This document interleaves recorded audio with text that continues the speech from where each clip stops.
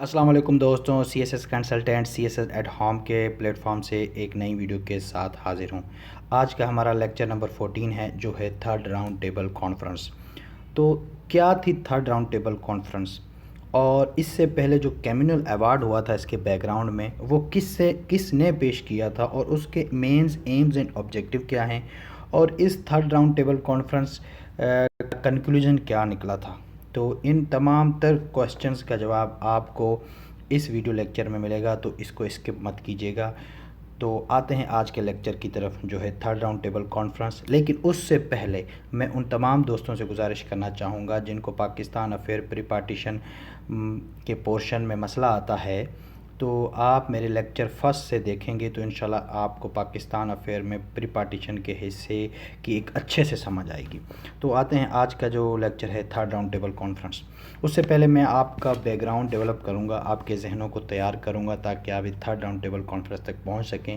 تو جناب اعلیٰ، جیسے کہ ہم نے سیکنڈ راؤنڈ ٹیبل کانفرنس میں پڑھا تھا کہ لاسٹ میں جو اس کی کنکلوژن یہ نکلی تھی، جو پرائم منسٹر تھے رامسے میکڈونلڈ برٹش کے، انہوں نے ڈائریکشن دی تھی تمام کمیونٹی کو، انڈین کو، کہ آپ جائیں ایک کیمونل ایوارڈ انٹروڈیوس کرائیں۔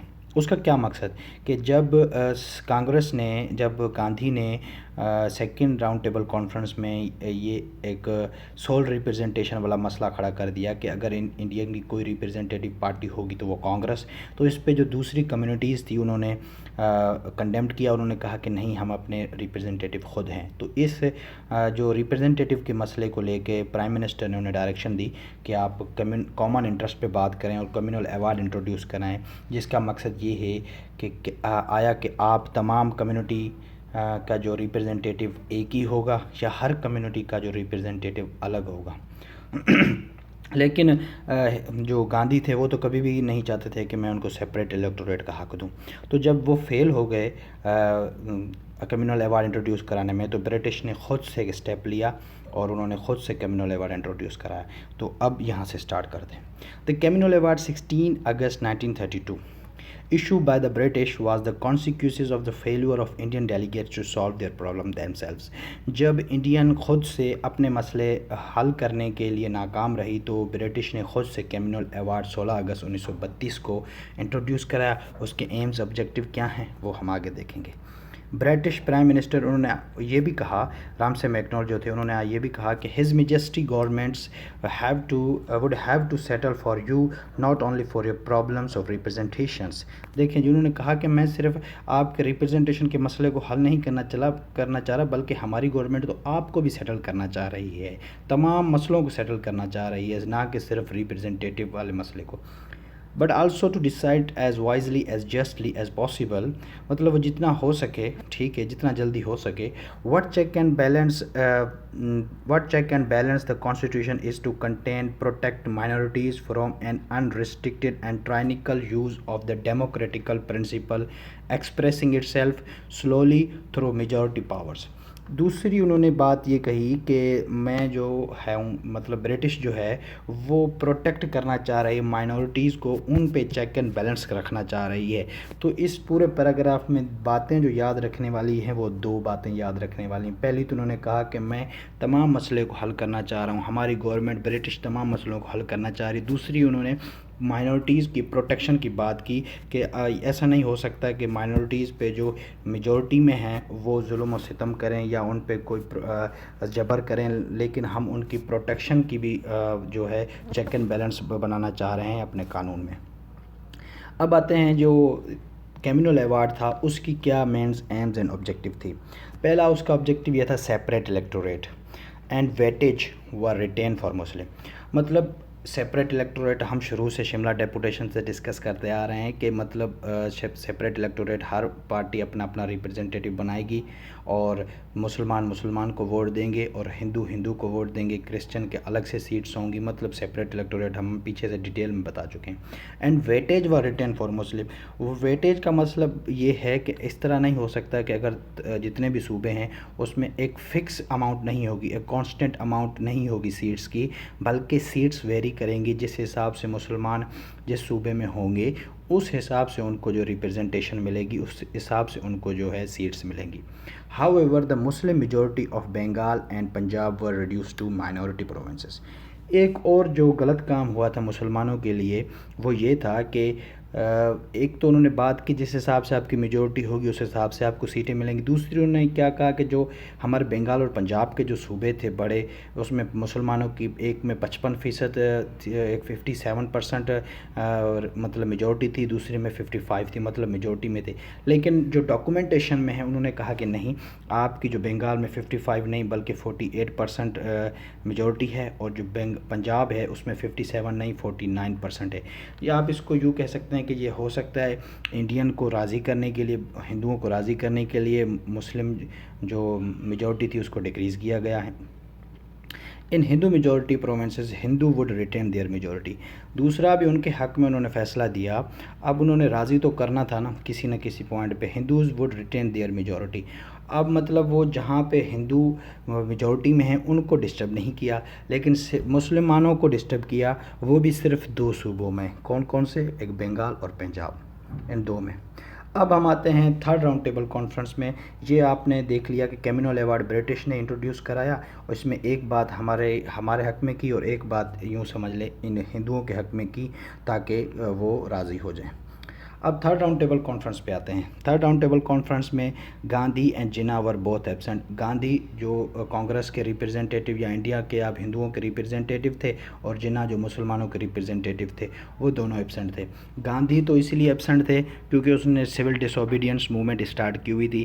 جناح اس لیے ایبسنٹ تھے کیونکہ انہوں نے 14 پوائنٹس پہ انسسٹ کیا ہوا تھا کہ نہیں اب یہ بہت ہو گیا، 1930 سے یہ چیزیں ہو رہی ہیں اور کوئی کسی پہ متفق نہیں ہوتا. اب اگر ہم کوئی کانسٹیٹیوشنل ڈیمانڈ ہوگی ہماری کوئی سب کانٹیننٹ کا کوئی بھی قانون ہوگا تو ہمارے 14 پوائنٹ ہوں گے. تو انہوں نے اس پہ زور دیا، تو اس وجہ سے وہ ایبسنٹ رہے.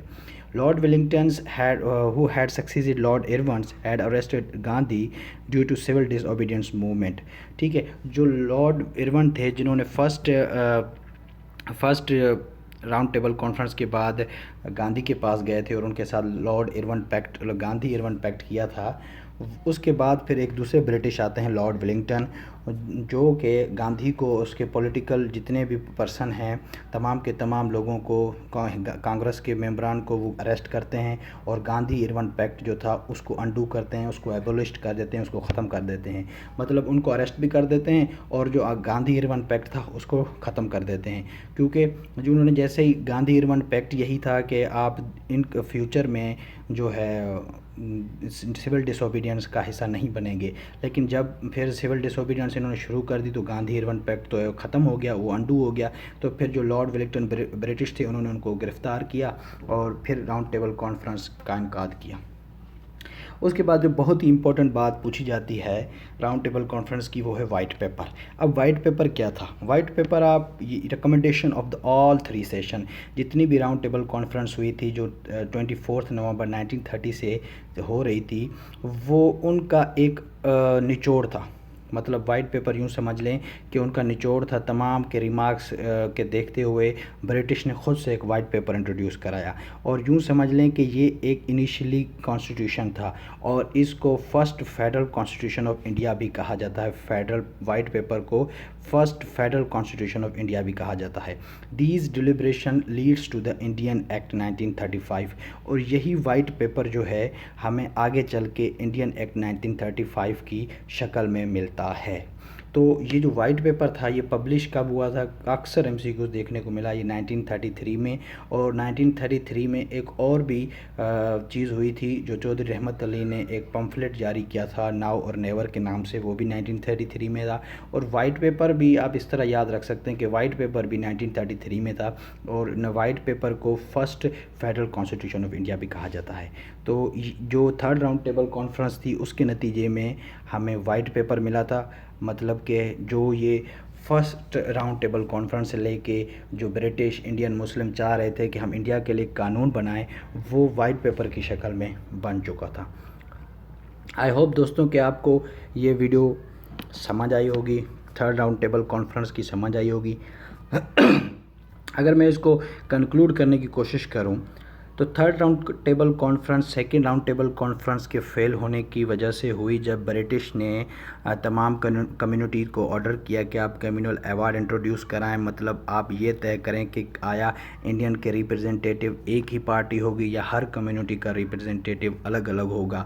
لیکن کانگریس اس پہ متفق نہیں تھی، تو برٹش نے خود سے کمیونل ایوارڈ 16 اگست 1932 میں خود سے انٹروڈیوس کروایا، جس میں انہوں نے یہ باتیں بتائی کہ سیپریٹ الیکٹوریٹ مسلمانوں کو دیا جائے گا اور ویٹیج ریپرزنٹیشن بھی مسلمانوں کو دی جائے گی، اور جو مسلمانوں کے دو بڑے صوبے تھے ان میں مسلمانوں کی تھوڑی سی میجورٹی کو ڈکریز کیا، پنجاب میں 55% سے لے کے 48 میں، اور پنجاب میں جو تھا 57 سے 49، اور بنگال میں 55 سے 48 تک لے کے آئے میجورٹی کو۔ اور دوسرا انہوں نے یہ بات بتائی کہ صرف میجورٹی جو ڈسٹرب ہوگی وہ مسلمانوں کی، وہ بھی صرف 2 صوبوں میں، باقی کہیں بھی ڈسٹرب نہیں ہوئی، اور ہندوؤں کی میجورٹی جس صوبے میں زیادہ تھی وہ اتنی ہی رہی، اس کو ڈسٹرب نہیں کیا۔ اس کے بعد انہوں نے پھر تھرڈ راؤنڈ ٹیبل کانفرنس 17 نومبر 1932 میں انٹروڈیوس کرایا، جس میں گاندھی اور جناح دونوں ایبسنٹ تھے۔ گاندھی سول ڈس اوبیڈینس کی وجہ سے گرفتار تھے، اور جناح 14 پوائنٹ پہ انسسٹ کیے ہوئے تھے کہ ہم اس کے علاوہ کوئی بھی سب کانٹیننٹ میں جو کانسٹیٹیوشنل امینڈمنٹ ہے وہ منظور نہیں کریں گے۔ تو پھر گاندھی کو لارڈ ولنگٹن جو لارڈ ارون کے بعد آئے تھے، انہوں نے ان کو گرفتار کیا، کیونکہ انہوں نے دوبارہ سول ڈس اوبیڈینس موومنٹ شروع کی تھی، جو کہ گاندھی ارون پیکٹ کے خلاف تھی، اور گاندھی ارون پیکٹ کو بھی ختم کر دیا گیا تھا۔ اور آخر میں برٹش نے پھر وائٹ پیپر، جس کو first federal constitution of India کہا جاتا ہے، وہ پبلش کیا۔ اس کی کیا ریکمنڈیشن تھی وہ ہم آگے ڈسکس کریں گے، بس اس کو آپ اتنا یاد رکھیں کہ یہ تمام سیشن کا جو ایک عکس تھا، ایک اوریجن تھا کسی بھی جو first federal constitution of India تھا اس کا ایک جڑ تھا، اور اس کے بعد یہ جو وائٹ پیپر آگے چل کے ہمیں 1935 کی ایکٹ کی شکل میں ملا تھا۔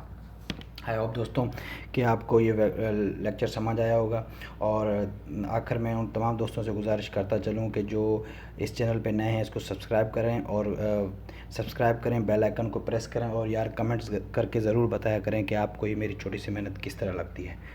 تب تک کے لیے اللہ حافظ۔